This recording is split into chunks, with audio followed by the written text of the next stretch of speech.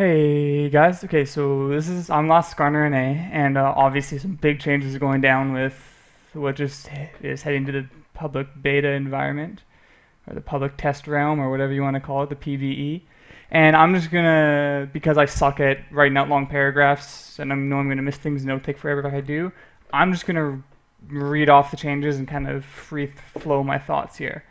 Okay, so I'm first of all I'm stoked. I've been waiting for this for a while. It's been like 4 or 5 patches. Hadn't heard a thing about it. A bit of rumors here and there, but overall, I think it's going to bring a lot of life into Skarner again. That passive looks like a lot of fun, both for ganking potential and for being in a team fight. It's going to give you a presence. It's going to give you presence in a team fight. It kind of reminds me of Udyr, where you're probably going to be like in between 2 or 3 people trying to stack it, bopping people on the head here and there to stun them, and see if there's. Hopefully, he'll get that. Like, I'm just thinking maybe too far ahead here, but get that cooldown treatment that Yasuo and Udyr have, just so you can kind of keep tracking the team fight of, who has poison on them, who can you stun, kind of thing. But if they don't, oh well, you can manage that in your head on your own. Anyways, I'm gonna just go over each bullet here and see what we can do.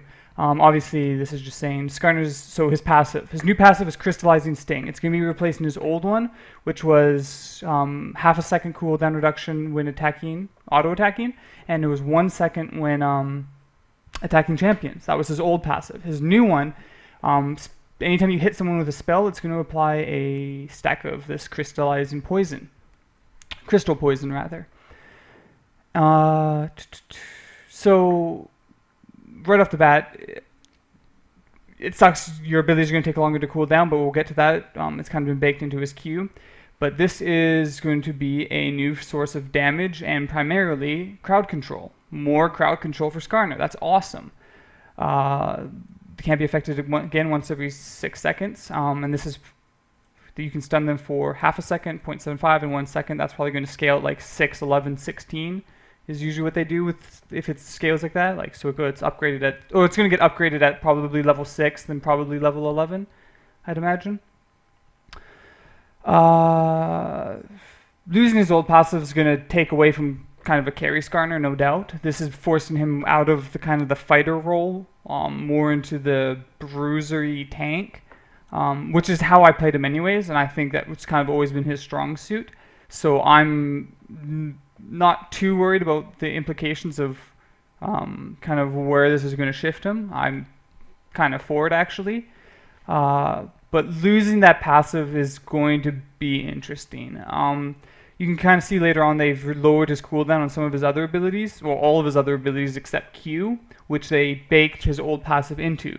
So spamming Q is going to reduce your cooldowns, but they kind of just gave a flat cooldown reduction to his other abilities. Is it enough? I don't know. I'm a little bit afraid that kind of like if your ult, like you got abilities on 13, 12 seconds, that seems kind of long. Even with 40% cooldown reduction, you're probably still looking at like 8, 9 seconds on those. So it's just going to be, I guess, more punishing if you miss your fracture in a team fight, or if you use your W at an inopportune time. Just I guess. It's not going to. That's not that bad, actually. So they have kind of addressed the loss of his passive in that way by giving him baking it into his Q, and by lowering the cooldown on his other abilities. That's kind of their answer for removing his old passive. And his old passive, I think they wanted to remove it due to its snowballing nature. If Skarner got ahead and got some attack speed, you wouldn't duel him. If he could sit on you with an increased attack speed. A lot of people had trouble even burning through how fast he could keep his crystalline shield up. So this is going to hurt his durability, probably in a sense that way, unless you're constantly running. Like they said, Riot actually mentioned that in a way his old passive was cooldown reduction in combat, which is in a sense, which is true. Like if you weren't auto-attacking, you weren't benefiting from it.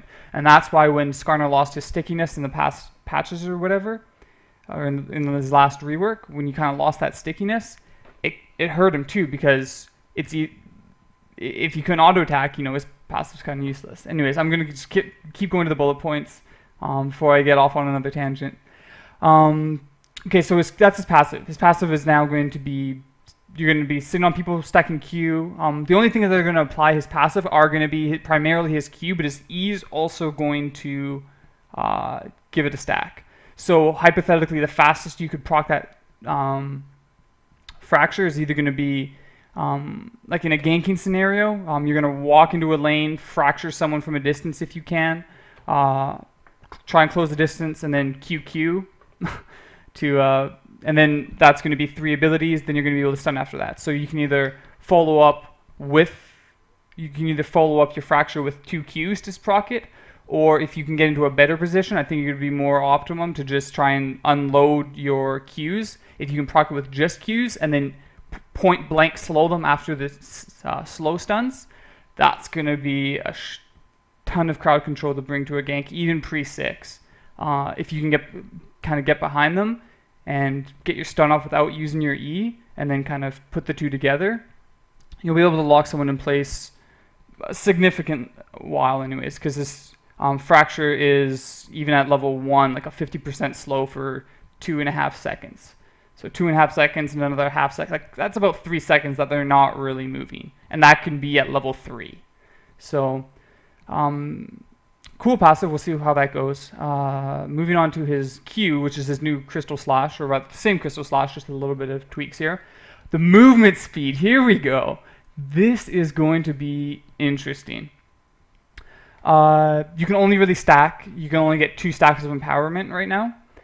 So basically at level 1, you're looking at 6% increased movement speed up to 14% movement speed, which is nothing to scoff at. 14% movement speed is a significant amount, especially, you know, they haven't mentioned that they're removing the slow from his W, or the movement speed from his W. So what's his movement speed at? Like at level 1 even, it's 16% on his W, and then that goes up to 32%. So 32% and another 14% on top of that, that's 46% movement speed you'll be getting at Skarner when you have his Q and W max, just from his abilities. Having 2 stacks of empowered Crystal Slash and your W up, you're going to be moving nearly 46% faster. That's blindingly fast. No one's going to get away from that. You're going to be able to keep up with Hecrims if you want to. If you have an Iceborne Gauntlet too, like, no one's going to get away. And it's kind of interesting. So in a sense, now Skarner's going to have that stickiness again, but as opposed to permanently slowing someone, you're going to permanently just be this race car. Race car Skarner is back. So no one will get away from you, but not because they can't move, but because you are the fastest thing on 6 legs. This new auto attacks reduce cooldown reduction by 5%, or 5%, 5.5 seconds. This is just his old passive baked into his Q. Gives him some dual potential. Just by, if you can stick on someone, you just start going ham, breaking your Q key. But to follow up with that, they've reduced his damage across the board on it, and this was his primary source of damage. So they haven't nerfed or touched his auto attack damage, which is really cool to see. He's still going to have ridiculously high base damage, so Sheen is still going to be really strong. And if you want to build attack speed kind of Skarner, that's still going to be really strong. It's just like, he currently, with a 0.8 ratio on his Q, a lot of people undervalue how strong every point of attack damage you'd get. Personally, I would run flat 15 AD runes on him, because that's going to give him like 12 damage or so in the jungle and to duel with. Like, on his level 1 Q, that was pretty absurd. On top of masteries. So damage reduction on his Q, but again, this is kind of shifting him from that fighter into more of the bruiser tank thing. This won't cripple his damage at all. And actually, if you combine it with my personal favorite item in the jungle, Spirit of the Elder Lizard, it still does physical damage. So burn, baby, burn. If you hit them with a Q, they're still going to burn for that true damage, and that's just going to give you kind of that sustained. This ability for me has always just kind of been about that sustained damage. If you can stick in a fight and just keep casting Qs, coupled with his high attack, base attack, your damage will just come naturally, kind of just in a sustained, kind of mediocre, under the radar, but it's there. And especially now if you're providing a lot more crowd control with his Q, or with his passive rather, he's going to be more of a presence in these team fights. Not so much in the damage, which will still kind of be there, but again, more in the crowd control aspect. And actually, just to go back on this, Riot, what kind of damage is this? I assume it's magic, but it just says when he attacks a target, he will deal an additional 20 to 105 damage. Is that like his attack does that extra, like, is it extra physical damage added to his auto attack, or is it just a separate instance of magic? I remember when they briefly were talking about this, that Path A, Path B, a few weeks, months, years back, I don't know anymore. They also had hinted at true damage. I doubt this is going to be true damage, but I remember they had mentioned something about the true damage before, so we can pray, but I don't think he'll need that. I assume it's going to be just a separate instance of magic damage.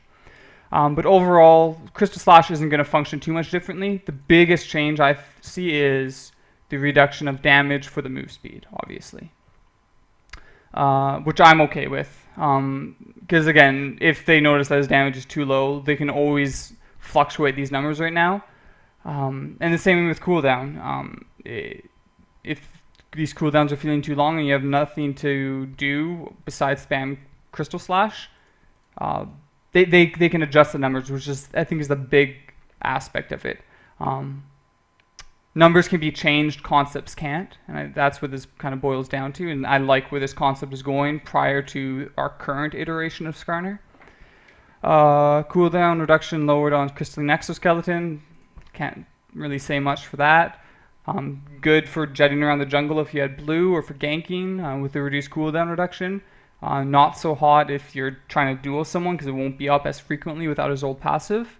So, you know, it's that kind of give and take. Again, just it's hurting his duel potential, but kind of giving him more, I guess, if you're behind or if you're kind of running around a team fight and you're being kited, that 3 seconds might help you there. Fractures damage lowered by half. That's kind of significant, just half across the board. I don't think that was entirely necessary. It's already a pretty hard or pretty predictable ability to land. I think you should be rewarded for it with damage. I've gotten a few kills off that 80 base damage before, just sniping people. AP ratio lowered. With the AP ratio lowered here too, basically I think AP Skarner's dead. He doesn't have the heal anymore. His ult, I've still got a 1.0 ratio, but 1.0 with a little bit on E, and like not having that auto attack to like be able to spam your Q. I think AP Skarner's, when he lost the heal, he was hurt, but this is going to put him in the ground. I don't think I could really recommend AP Skarner at any point for any reason anymore, unless you're just determined to do it. Skarner's going to have a really specific role now, with base ratios going down too, and in particular, yeah, this 0.8 reduction from 0.8 to 0.4 in his Q. Even if you build Skarner pure AD, it's going to hurt too. The only kind of viable Skarner build is going to be kind of an attack speed one. You're going to see with like a Trinity Force and maybe a Blade with a Rune King, and then kind of damage, because unless maybe you want to pick up a Zephyr, actually that wouldn't be bad. But you'd be really squishy. So you're going to see a lot of Skarners kind of go in the build that, again, and this is probably why I'm excited, all of these changes are kind of pushing towards and reflecting a build that's going to be tanky, damage-oriented, just tanky and CC-oriented without damage. cooldown, and then we're going to move on to his alt, cooldown Lord. That's to compensate for his Q. And his Impale is going to consume crystal poison stacks. That's pretty sweet. It's going to let you kind of, you know, if you can get 2 stacks off, drag them back, and then reapply the stacks to stun them afterwards. That's pretty sweet. Or you can, you know, get 3 stacks, stun them, and then ult them immediately after. It's going to just add a bit of really situational decision making to, do you want to try and proc your passive first and then ult, or do you want to ult and then proc your passive? Overall, though, pretty stoked on this, because again, like I said before, numbers can be changed, concepts can't, and I do like how this concept looks. And I've already kind of rambled on for way too long, so I'm going to leave it at that. And for the rest of the day, night, all of tomorrow, if you have questions in particular that I didn't cover, because I'm just trying to rush this out there, just to give my thoughts. If you have any questions, I'm going to post this to that thread on Reddit. I will try to respond to any questions you guys have that I didn't cover here. Peace. Thanks for watching.